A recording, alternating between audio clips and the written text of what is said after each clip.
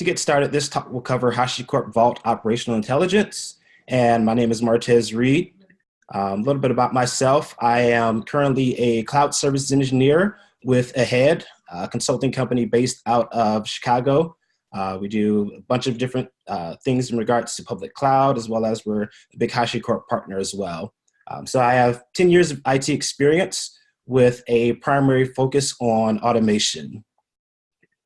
So kind of want to delve right into operational intelligence. So this is the actual definition of operational intelligence gathered from Wikipedia. So it talks about being a category of real-time dynamic business analytics that deliver visibility and insight into data, streaming events, business operations.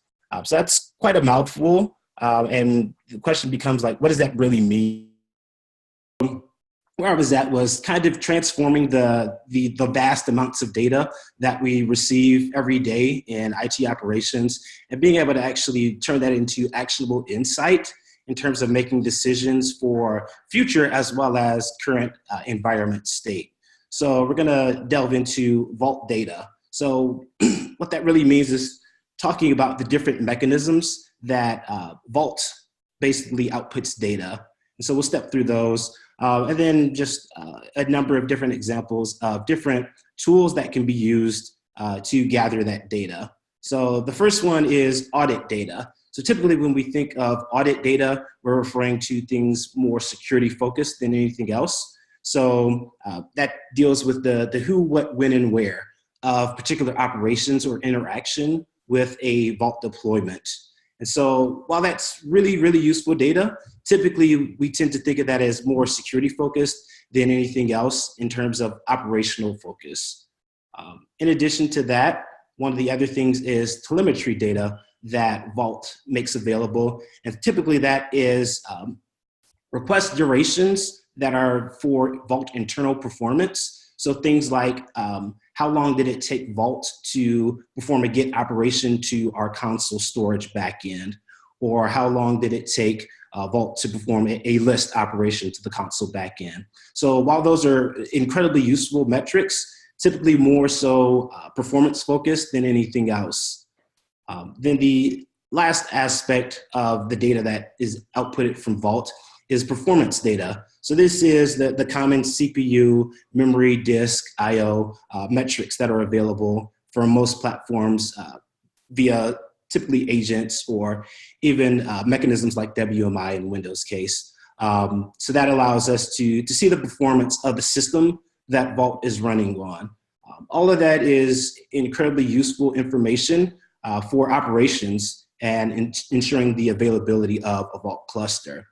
But really what we want to start to think about is what insight are we missing from just these metrics? So things like, where is Vault accessed the most from? Who accesses Vault the most? What is the most used feature of Vault?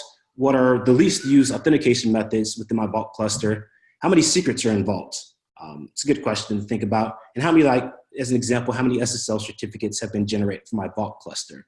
And so while these are really good questions, I think oftentimes in the initial deployment of like a Vault cluster or any operational tool, there are higher level goals in terms of insights that oftentimes are not achieved within most organizations.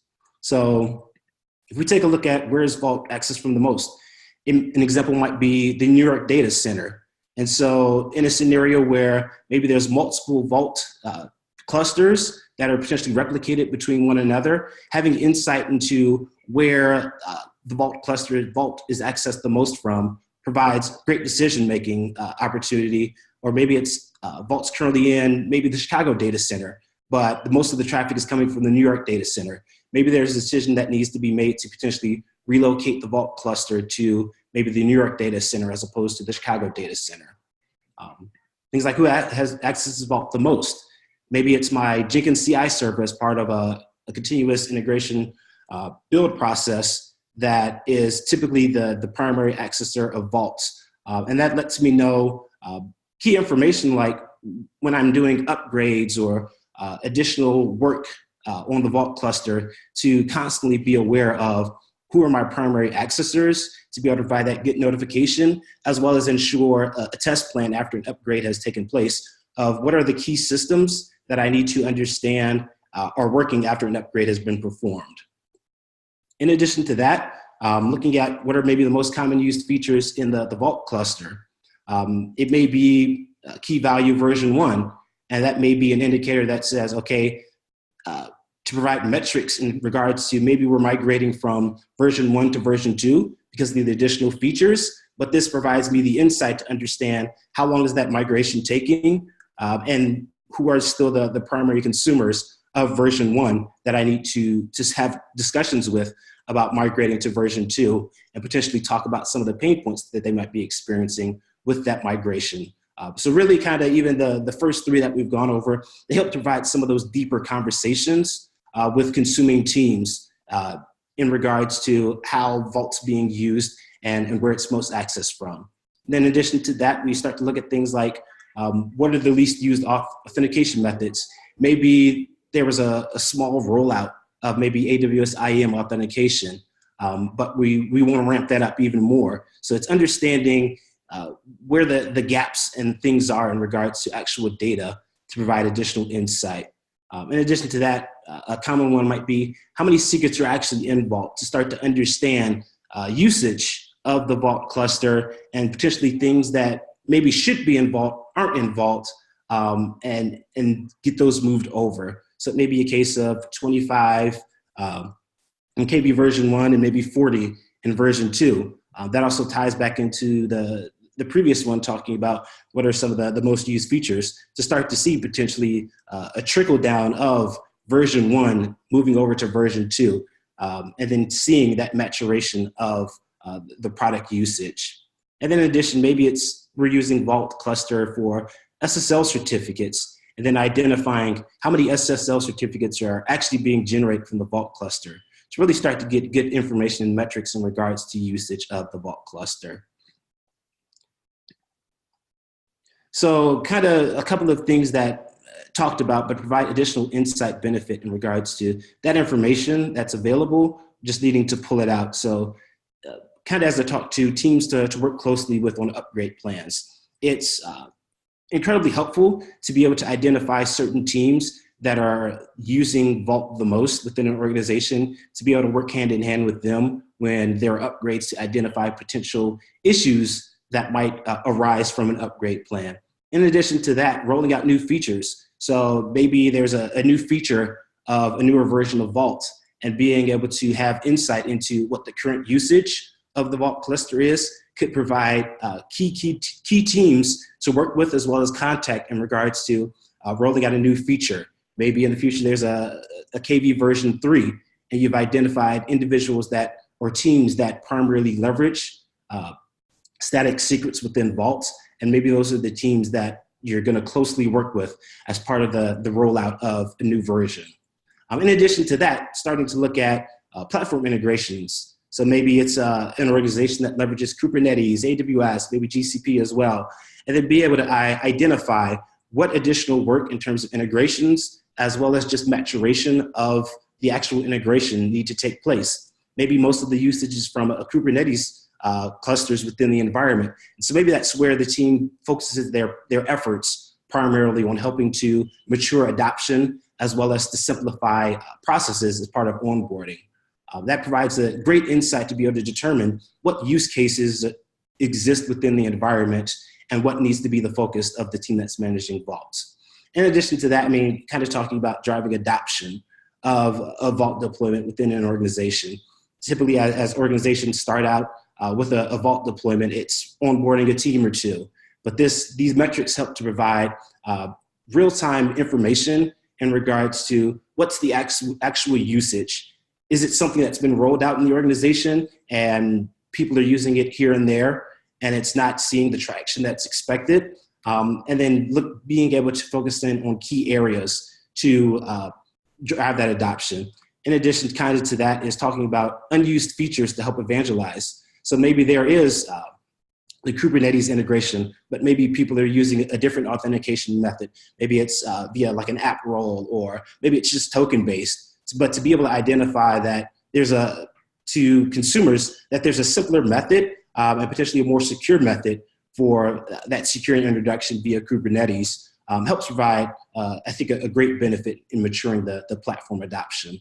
And then in addition to that, kind of as I talked about, features to focus on when upgrading. If the primary use cases for Vault within an organization are maybe just SSL certificates, or maybe it's just static secrets, maybe when there's an upgrade that's going to happen, those are the key features that are focused in on, both from informing teams that are consuming it, as well as looking at new features that are added to the product, and how potentially maybe there's a breaking change in a new version that needs to be accommodated for.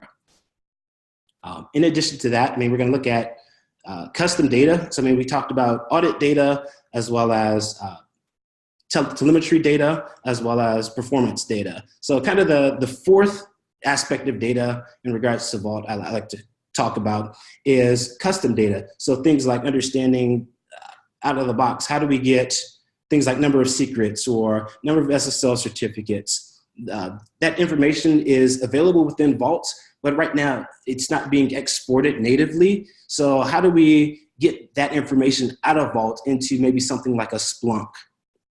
So that's the really good question. So one example might be using something like a Python script to actually fetch that data out of Vault and pump it into Splunk.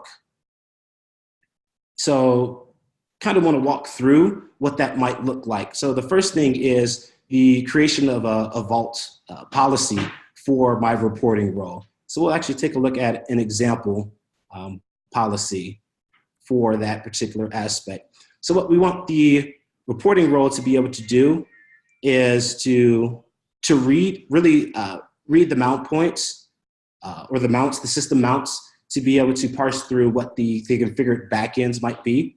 And then in addition to that, for let's say for version 1, we want to do just a list of the secrets that are in our Vault cluster, as well as for version 2. But maybe for version 2, we also want to get some of the metadata that's available within the secrets. So what this does is allow us to create a role or a user, in this case, that has very limited access and more of a read-only capacity, and not even have actual access to read the secrets that are within the Vault cluster, but to merely list the secrets so we can get information back, like number of SSL certificates or number of secrets. So we'll step to the next step. So the next step is create the actual Vault Reporter identity. So I've actually created an identity, a username and password within Vault already to handle this mechanism. So what it'll do is the user will be associated with the Vault policy, the Vault Reporter policy, to be able to request that information out of our Vault cluster. So the third thing is then to query Vault for secrets. So a mechanism that we talked about was using a Python script. So let me actually pop open the Python script. So what I'm actually using in this example is the HVAC library that for Python to integrate with Vault cluster. So that's imported here. But the part and our authentication, sending via username and password.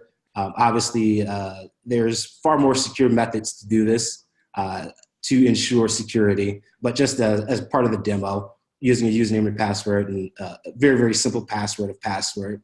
But kind of the key mechanisms of this are, we're going to list the storage engines, and then we're going to parse through those, identifying on, in this case, example, just KV version 1 and version 2. So we're going to branch off of the specific version that we're getting, because we're going to run separate commands for the particular backend.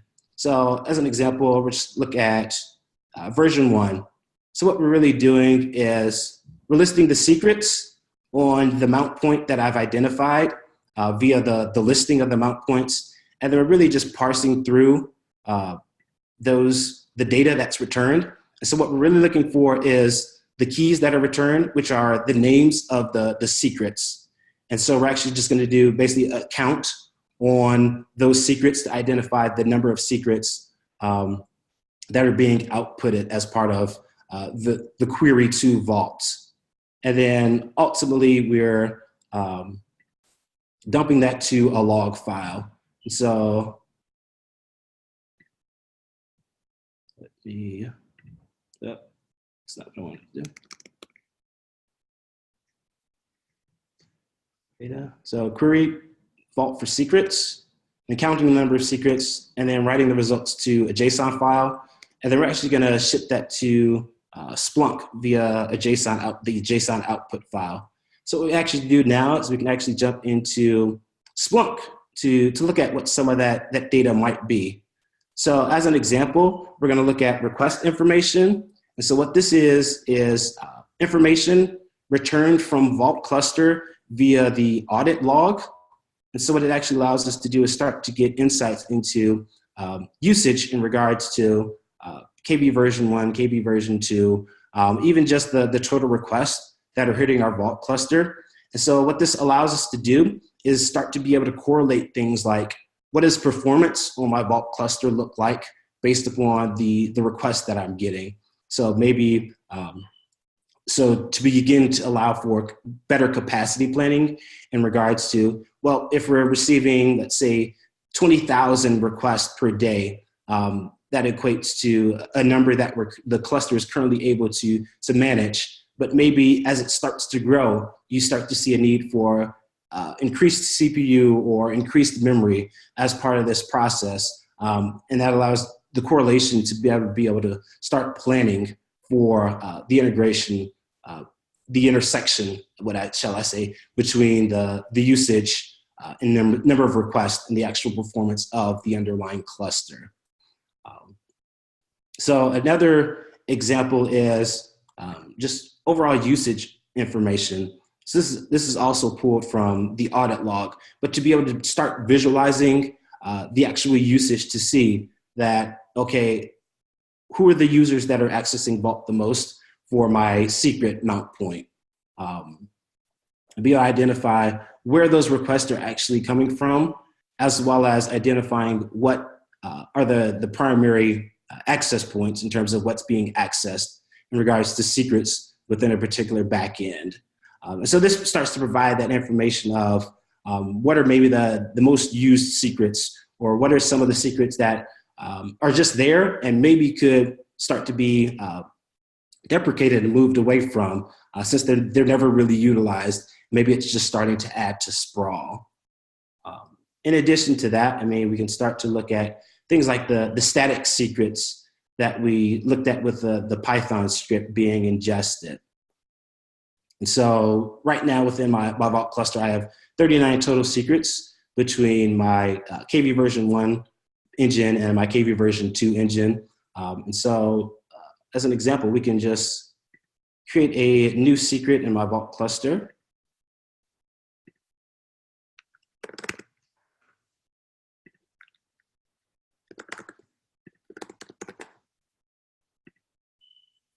All right, and it is created, and I will run the Python script that we showed earlier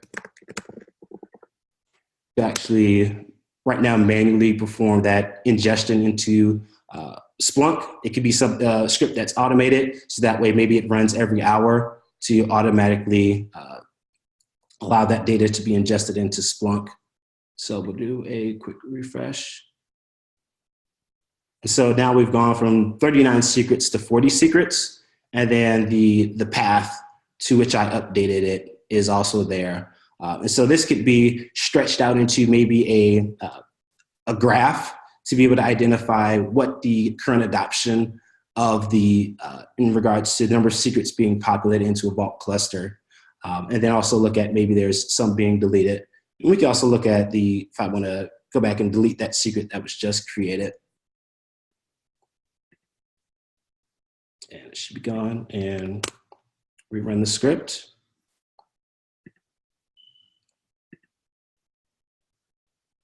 So we went back from 40 back to 39 because I deleted one of the secrets that was in the Vault cluster. So that walks through kind of the custom ingestion.